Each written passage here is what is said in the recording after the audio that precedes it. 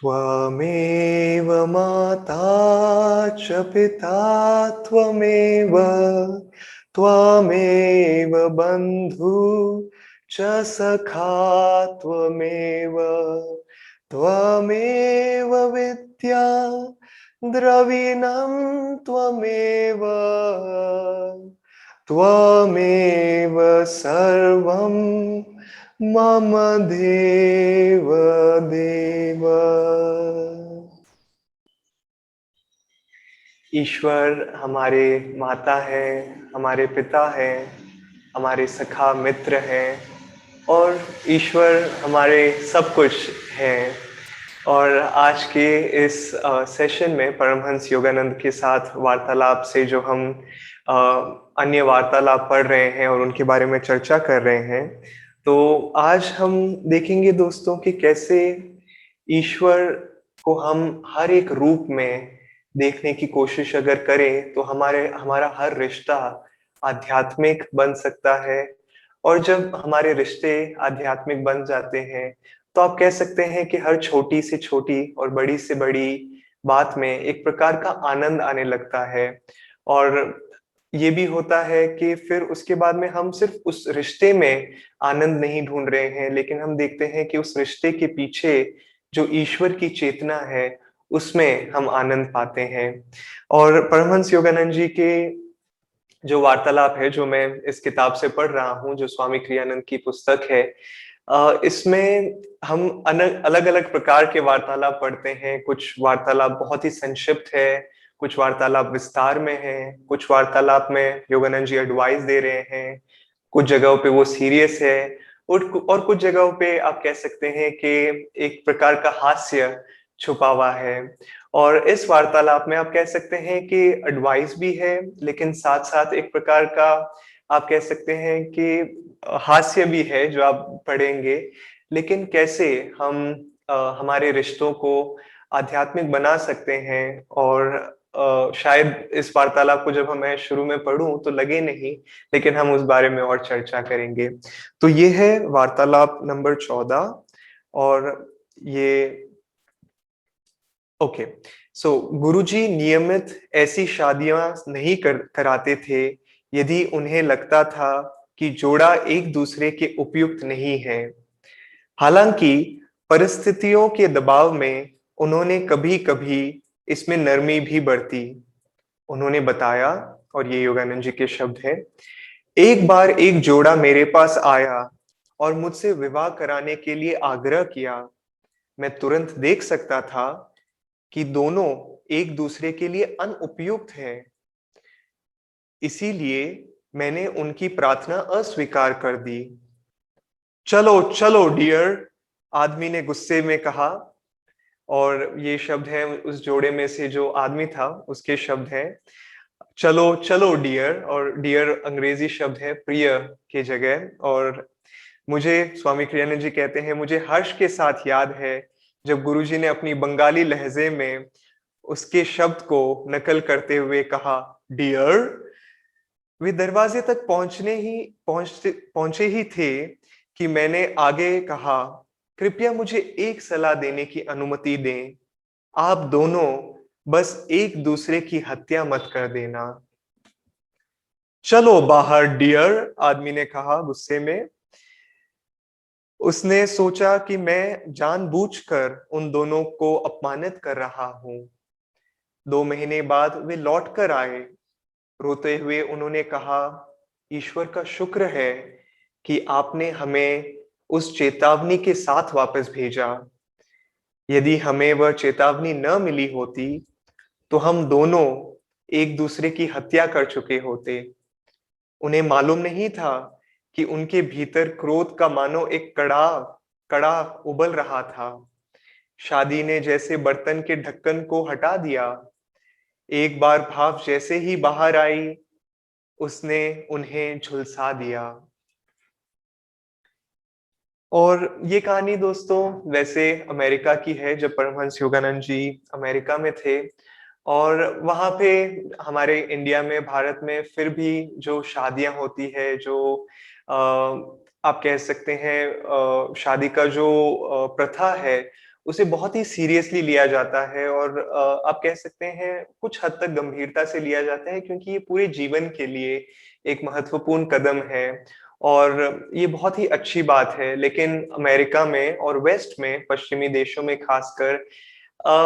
जैसे योगानंद जी कहते थे कि काफी बार विवाह क्या होता है, सिर्फ एक लिपस्टिक का बहुत ही अच्छा शेड और एक बहुत अच्छी बोटाई के बीच में एक विवाह होता है, जो शुरुआत में तो शायद दिखने में बहुत ही अच्छा दिखे, लेकिन जैसे जैसे विवाह में, शादी में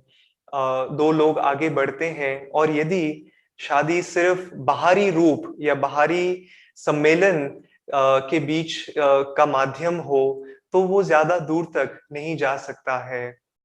और इसीलिए हम देखते हैं कि काफी बार पश्चिमी देशों में जो डिवोर्स के रेट्स हैं वो बहुत ज्यादा है, जो प्रतिशत है डिवोर्स के, इंडिया से ज्यादा। लेकिन मैं इधर सिर्फ शादी के बारे में बात करके इस चर्चा को नियमित नहीं रखना चाहता था, क्योंकि जब जब हम अपने जीवन में सोचते हैं कि ये बाहरी परिस्थिति या ये व्यक्ति या वो व्यक्ति मुझे खुश रखेगा, तो हम अपने आप को, आप कह सकते हैं कि अंधकार में लेके जा रहे हैं। ऐसा नहीं है कि विवाह या कोई भी रिश्ता अपने आप में गलत है, लेकिन ये सोचना कि सिर्फ वो रिश्ता हमें आनंद देगा या खुशी देगा या प्रसन्नता देगा या हमारी सारी समस्याओं का समाधान देगा, ये सोचना गलत है। और काफी बार हम किसी भी रिश्ते को जब आप कह सकते हैं कि एक जिम्मेदारी के रूप में नहीं लेते हैं, लेकिन इस प्रकार देखते हैं कि इस रिश्ते से मुझे क्या मिल रहा है, स्वार्थ की भावना से जब हम किसी रिश्ते को देखते हैं, तब वो रिश्ता, कोई भी रिश्ता हो, चाहे विवाह का हो, चाहे मित्रता का हो, चाहे माता पिता का हो अपनी संतान के साथ में, यदि वो सिर्फ स्वार्थ के आधार पे आधारित है, स्वार्थ की बुनियाद पे आधारित है, तो वो ज्यादा दूर तक नहीं जाएगा और शायद हम कई साल तक उस रिश्ते में, सालों तक उन रिश्तों में रह सकते हैं। लेकिन जो सच्चा आनंद जो आध्यात्मिक रिश्तों से हमें मिलता है, जो रिश्तों को आध्यात्मिक करने से मिलता है, वो आनंद हमें उन रिश्तों से नहीं मिल सकता है जो स्वार्थ की बुनियाद पे आधारित हो। आनंद संघ में स्वामी क्रियानंद जी ने जब आनंद संघ शुरू किया था, और आज भी जब हम आनंद संघ में देखते हैं कई लोगों को, उन्होंने आध्यात्मिक समुदाय बनाए थे स्वामी क्रियानंद जी ने। और इसमें मैंने काफी बार देखा है कि लोग अलग अलग शहरों से हैं, अलग अलग देशों से हैं, उनके कल्चर अलग है, कभी कभार वो एक दूसरे से भाषा भी समझ नहीं पाते हैं, लेकिन फिर भी एक प्रकार से आप कह सकते हैं कि एक दिव्य मित्रता होती है जब आध्यात्मिक रूप से लोग एक दूसरे से मिलते हैं। क्यों? क्योंकि वो बुनियाद ईश्वर की प्राप्ति पर आधारित है कि जब दो लोग एक दूसरे से मिलते हैं, वो चाहते हैं ये देखना कि ईश्वर मेरे से क्या करवाना चाहते हैं इस रिश्ते में, कि मैं कैसे उसकी मदद कर सकता हूँ, सामने वाले की मदद कर सकता हूँ, कि ईश्वर मेरे से क्या करवाना चाहते हैं और कैसे उसकी मदद करना चाहते हैं। और जब जब आप कह सकते हैं कि हम ये देखते हैं कि ईश्वर मेरे माध्यम से क्या करवाना चाहते हैं इस रिश्ते में, तब तब हम उस रिश्ते को आध्यात्मिक बना देते हैं और उस रिश्ते के पीछे छिपा हुआ सच्चा रस हमें महसूस करने को मिलता है और उसका सच्चा रस का हम आनंद ले पाते हैं। जब स्वामी क्रियानंद जी कई साल पहले, ये शायद 1960 की बात है, जब वो इंडिया आए थे, तो कई बार खासकर स्वामी जी कहते हैं कि पुरुष स्वामी जी को कहते थे कि काश मेरी पत्नी जो है वो सीता की तरह होती, एकदम सरल स्वभाव की। और स्वामी क्रियानंद जी कहते थे कि क्यों ना फिर तुम राम, भगवान श्री राम के तरह अपना व्यवहार रखो, कि ये बहुत आसान होता है देखना कि काश वो सामने वाला व्यक्ति इस प्रकार व्यवहार करे या उस प्रकार व्यवहार करे, लेकिन क्यों ना हम खुद सबसे पहले एक आध्यात्मिक रूप में व्यवहार करें और अपने रिश्तों को निभाएं। और इसीलिए स्वामी क्रियानंद जी ने कहा था, उन्होंने ये आप कह सकते हैं सलाह नहीं दी कि तुम अपनी पत्नी को इस प्रकार से आप कह सकते हैं कि सीता के रूप में उनका व्यवहार बना सकते हैं, लेकिन उनके सबसे पहली सलाह थी कि क्यों न तुम पहले राम की तरह व्यवहार करना शुरू करो। और मेरा मानना है कि यदि कोई स्त्री स्वामी क्रियानंद जी के पास जाती और वो कहती कि काश मेरा पति राम की तरह व्यवहार करे, तो उनका उनकी सलाह भी यही होती कि क्यों ना तुम पहले सीता की तरह अपने जीवन को जियो। और इसीलिए दोस्तों, खासकर विवाह में हम कहते हैं पति को धर्म पति, पत्नी को धर्म पत्नी के रूप में कहा जाता है अक्सर, और पति को पति परमेश्वर कहा जाता है। और ये इसीलिए, हाँ, कुछ हद तक कह सकते हैं कि पति परमेश्वर है और पत्नी दिव्य माँ के रूप में है। लेकिन हकीकत ये है कि जब आप अपनी पत्नी या पति को उस आध्यात्मिक रूप में देखते हैं, तो वो पूरा रिश्ता एक प्रकार से कह सकते हैं कि एक मिठास आ जाती है। कई बार लोग बोलते हैं कि किसी भी प्रकार के रिश्ते के लिए प्रेम बहुत आवश्यक है। जो सत्य है, जो हकीकत है कि प्रेम बहुत ही आवश्यक है किसी भी प्रकार के रिश्ते के लिए। लेकिन प्रेम, आप कह सकते हैं कि कुछ हद तक प्रेम के पीछे भावना छुपी हुई है। और वो भावना शायद आज वो भावना कहती है कि मैं इससे प्रेम करता हूँ, और कल यदि वो भावना और प्रेम की भावनाएं ऊपर नीचे होती रहती है, तो वो भावना कल कह सकती है कि नहीं, इस व्यक्ति की मुझे ये आदत पसंद नहीं है, ये व्यक्ति ऐसे करता है या वैसे करता है, मुझसे मुझसे वो तमीज से बात नहीं करता है। लेकिन यदि किसी भी रिश्ते का सच्चा आधार आदर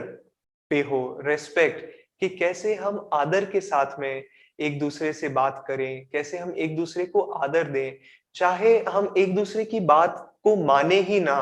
कि काफी बार दोस्तों ये होता है कि हम किसी शायद प्रोजेक्ट में काम कर रहे हैं या किसी प्रकार की चर्चा कर रहे हैं, और अक्सर हुआ करता है क्योंकि हम दो अलग अलग व्यक्ति हैं किसी भी रिश्ते में, तो ऐसे होता है कि हमारे विचार अलग अलग होते हैं एक ही विषय पे।